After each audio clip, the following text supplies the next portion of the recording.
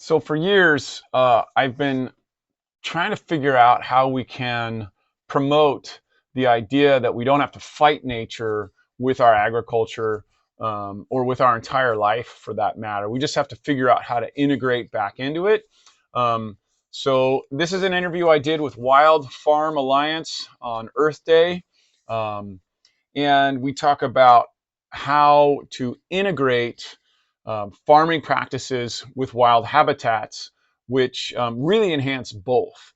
The farms get, when it's done right, the farms get all the ecosystem services of the beneficial insects and birds, and biomass in the soil. So it's kind of like regenerative agriculture, but a little bit different in that it's more focused on the wild habitat, whereas regenerative agriculture seems to be mostly focused on soil health. I love regenerative agriculture as well, but this takes it to the next level. So if you're interested in how to create, even in a permaculture context or in your backyard or on a larger farming context, I think you'll get a bunch of nuggets out of this little interview. And we talk about hedgerows, beneficial insects, how to create habitat for that, and beneficial bird populations, how to create the right conditions for those birds to be attracted to your site.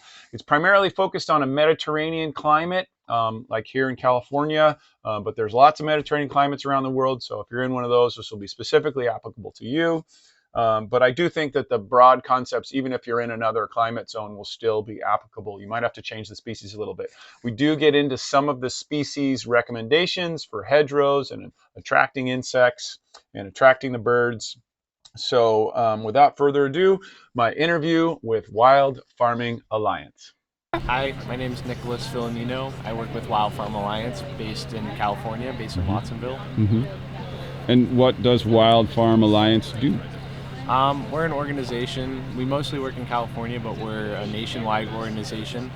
Our main gig is helping farmers work with the wild rather than against it, and we're a habitat-based organization integrating agricultural landscapes and wild ecosystems into the same sphere rather than separating them like they've been for so long. Right. And is the idea to sort of render ecosystem services by the beneficial insects and plants and animals, or a little bit beyond that, or fusion of the two? Exactly. I mean, so we are working in both senses. So we're ecologists. We're a team of ecologists and farmers. So we work with farmers to help make their systems work better, less pests, help with water, using less water.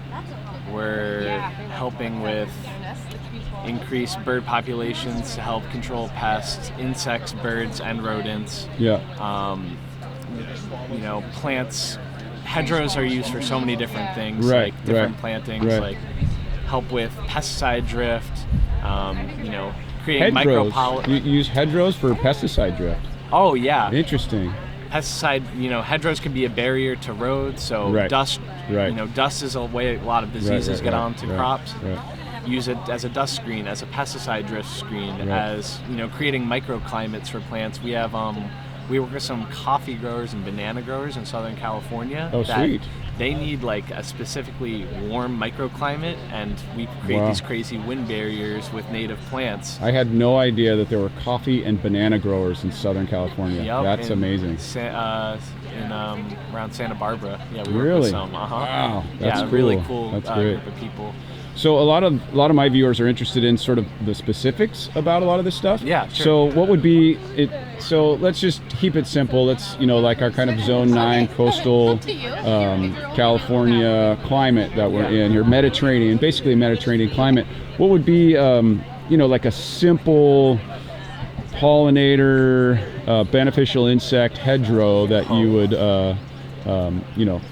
it's sort of generic. I know you can't do it generic because it's all site specific, but if you could just kind of maybe give us a couple of basics. The things that come up, right off the bat in terms of great survivor plants, good bang for your buck, available at nurseries, will provide habitat for beneficial insects and beneficial birds, provides pollinator.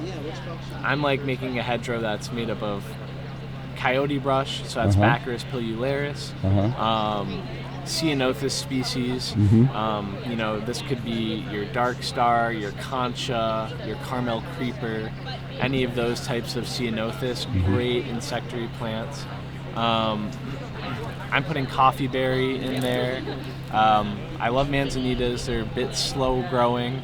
Can you say, like, in a couple of, for example, with the coffee berry, what would be the purpose of the coffee berry in terms of like ecosystem services? Yeah, coffee berry, they have berries, so they'll provide berries for beneficial birds in the off season, as well as they have flowers, and they're a good hedge plant. So you know, they just woody habitat. Parasitoids are associated with woody habitat. And can you explain parasitoids? This is the second time I've heard this term, but it's hard for I just learned it and I'm really excited about it. Can you explain what it is? So parasitoid wasps are it's a really cool thing. So pest control on farms, a lot of your pests are soft-bodied type lepidopterans, mealybugs, any type of soft-bodied insect. So wait a minute, can I ask a question? Yeah. A mealybug is a pest? It's going to eat parts of my plants? Could be. Yeah. Mealybugs go by a lot of different terms. But yeah, parasitoids. They're called parasitoids because they are not parasites exactly. They're these wasps that will come in and lay their eggs into the pest, and the eggs will incubate inside the pest and then hatch and eat just like Alien. Just like Alien, exactly. Alien was a parasitoid, not a parasite. So these try not to shake the camera while I'm laughing. So these beneficial insects, and there's so many different predators, and there's so much research that needs to be done still, but it's part of an integrated pest management system where, you know, when you're providing more diversity on your farms, we're seeing studies show that you're going to get a higher population and diversity of beneficial insects, which is going to lead to less pest problems. My viewers are definitely on board with that. So specifically, so you brought the example of the coffee berry, and the coffee berry you said would attract the parasitoid wasp. Did I say it right? Parasitoid. Yeah, but you know, coffee berry, I can't speak exactly to coffee berry, but I know one that is specifically associated with a lot of parasitoid wasps is Baccharis pilularis. That is a coyote brush. Coyote brush. It's one of the hardiest bushes in California. It's a lot of farmers don't like it, but listen, it is going to raise your parasitoid population on your landscape. It is super hardy. It is a beautiful plant, really. And you can get a bunch of different varieties to fit your needs. You can get low-growing ones. This is pigeon point. You know, it's like grows to 4 feet. You can get really big ones that'll grow up to 15, 20 feet, you know, whatever you need. Right. And then what are a couple other that are just like good standards for hedgerows? Standards. I'm blanking. I'm a native plant. I know. I get you already said so you said the coffee plant, the coyote bush, and it doesn't matter if you stutter or whatever. We'll just edit that stuff out. It doesn't matter. Sages are really good. Sages. You know, they're more to Southern California native. Well, any drought area. I mean, that's definitely going to be important for people. You know. Definitely. We like big composite flowers are really good. So our buckwheats is a really good. Provides a lot of buckwheat. Yeah, go ahead. Like an Eriogonum buckwheat, not like a shrub buckwheat, not your cover crop buckwheat. I see. Completely different families. Okay. We're talking about your different Eriogonums. Those provide these big, like, umbel-shaped flower heads. They're like these big, puffy white. And that's going to attract the beneficial insects. Yeah, they really provides a lot of pollen, which is a secondary source of food for them. And it would also be good for bees then as well? Yeah, definitely. It's a good bee. Great. It's a good pollinator resource in general. Cool. So Ceanothus and Eriogonum, really good flowering resources. What are the common names again? So the Ceanothus is the California lilac.